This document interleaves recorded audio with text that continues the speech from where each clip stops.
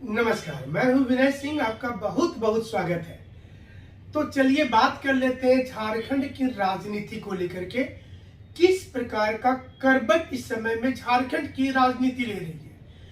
हर 2-3 दिनों के बाद एक बार सुर्खियों में आ जाता है राजभवन, और राजभवन में राज्यपाल की टिप्पणी। लेकिन 2 टिप्पणी इस प्रकार की हुई कि हेमंत सोरेन को थोड़ी परेशान कर देगी। डॉक्टर रमेश उरांव का भी एक इंटरव्यू आ गया जिसमें उन्होंने कह दिया कि अगर उन्हें किसी एक संगठन से भागने का मन होगा, किसी यूनियन से अगर भागने का मन होगा तो क्या उसे रोका जाएगा। उन्होंने इशारों में बहुत कुछ कह दिया। क्या सत्ता का गलियारा भी बदलेगा, और क्या डॉक्टर इरफान अंसारी सब कोई नहीं बन सकते। ये तमाम चीजें हैं यहाँ पर। लेकिन सवाल ये उठता है कि राजभवन से ये कैसे खबर आई, और क्यों राज्यपाल ने फिर से कहा कि झारखंड में किसी फटाका की बैन नहीं है। कभी कभी कोई फटाका, चाहे वो एटम बम ही क्यों ना हो, फोड़ा तो जा सकता है। यहाँ पर सत्ता के गलियारों में जो खबर चल रही है, इसके मुताबिक हेमंत सोरेन पर इस समय में तलवार लटक रही है। और अब दूसरी बार राजभवन ने दिल्ली से एक बातचीत कर लिया, वहां से एक मंतव्य ले लिया, और चुनाव आयोग से भी परामर्श लेने के बाद अब राजभवन एक लाइन का एक स्टेटमेंट जारी करने वाली है, जो संभवतः 1 सप्ताह से 10 दिन के अंदर हो जाएगा। और इसके बाद एक नया खेल शुरू होगा झारखंड में। ये झारखंड का दुर्भाग्य है कि सत्ता जिसे मिलता है वो इसका पूरा सुख लेते तो है, लेकिन जनता के लिए वो उतना नहीं कर पाते जितना वो वादा करके आते हैं। कई स्कीम की गारंटी दी गई थी, युवाओं के लिए कई योजना को बताया गया था, रोजगार की बात की गई थी, लेकिन सारा कुछ में नतीजा लटका हुआ है। युवा इसलिए परेशान है और अब वो अपना पूरा गुस्सा सोशल मीडिया पर निकालते हैं। लेकिन सरकार को इससे ज्यादा फर्क नहीं पड़ता है।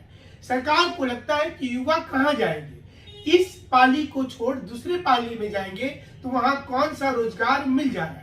लेकिन ये उम्मीद की किरण युवाओं की बची रहती है, क्योंकि सरकार बार बार नया वादा करती है।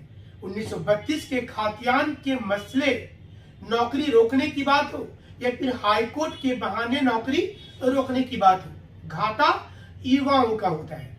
सत्ता के गलियारे में जब फॉर्च्यूनर गाड़ी लेने की बात होती है, बंगला बनाने की बात होती है, तो 1 मिनट में सत्ता पक्ष और विपक्ष दोनों बिल को पास कर लेता है। लेकिन जब युवाओं को नौकरी देने की बात आती है तो तारांकित प्रश्न से लेकर पूरक प्रश्न, 0 आवर में पूछा हुआ प्रश्न सहित कई चिट्ठी बाजार में और सोशल मीडिया में दिखने लगते हैं। लेकिन इस चिट्ठी पर काम नहीं होता है। अब युवा क्या करेंगे, तो वो सिर्फ ट्विटर और सोशल मीडिया के सहारे ही चल रहे हैं। सत्ता के गलियारे में बैठे हुए इन हुक्मरानों को सोचना पड़ेगा कि वो एक दिन इन्हीं युवाओं के चलते सत्ता में आए थे। आज जिस प्रकार से हुक्म दे रहे हैं, आज जिस प्रकार से अपनी पूरी राजनीति का केंद्र बिंदु बदल लिए हैं, फिर से इन युवाओं की याद आएगी। चुनाव आने वाला है और युवाओं की याद आना लाजमी हो जाता है। ऐसे में सरकार रहे या नहीं रहे, युवाओं को ज्यादा फर्क नहीं पड़ता, क्योंकि युवा इसी इंतजार में है कि कोई ऐसा मसीहा आए जो उनकी नौकरी को दे दे। कुछ ऐसी नौकरी जो विगत कई वर्षों से फंसी हुई है, जिसका डॉक्यूमेंट वेरिफिकेशन तक हो चुका है, और कुछ ऐसी नौकरी जो नियमावली के चक्कर में औंधे मुंह गिरी हुई है, और कुछ ऐसी नौकरी जो इस इंतजार में है कि वो जेएसएससी और जेपीएससी से बाहर निकलकर रोजगार देने के लिए युवाओं के घर में जाकर दस्तक दे दे। इसलिए सत्ता के गलियारे में बैठे लोगों को ये सोच नजर नहीं आती है, क्योंकि उन्हें सिर्फ और सिर्फ ये दिखता है कि बेरोजगारी बहुत कम हो गई है।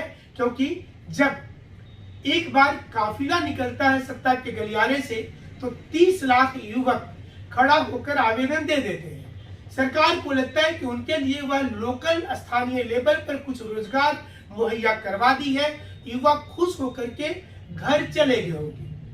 कुछ खिलाड़ियों को पुरस्कार दे देना और कुछ युवाओं को रोजगार का पत्र दे देना, क्या इससे झारखंड के युवा खुश होंगे ये बहुत बड़ा प्रश्न होगा और आने वाले समय में सरकार को इसका उत्तर देना होगा।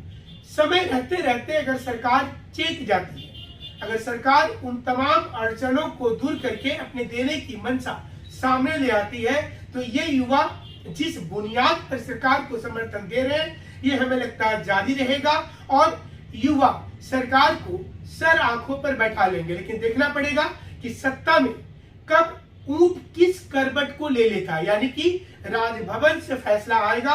रामेश्वर उरांव जी का स्टैंड क्या होगा, बन्ना गुप्ता का स्टैंड क्या होगा, निर्दलीय विधायक सरयू राय का स्टैंड क्या होगा, ये काफी मायने रखता है। सबसे बड़ी बात ये कि सत्ता में कौन रहेगा, युवाओं को इससे ज्यादा फर्क नहीं पड़ता। रोजगार कौन देगा, नौकरी का मिशन कौन पूरा करेगा, ये सबसे ज्यादा फर्क करता है। हमारा विश्लेषण आपको कैसा लगा, आप जरूर से कमेंट में लिखिएगा। हमारे साथ जुड़े रहने के लिए आपका बहुत बहुत शुक्रिया, बहुत बहुत धन्यवाद।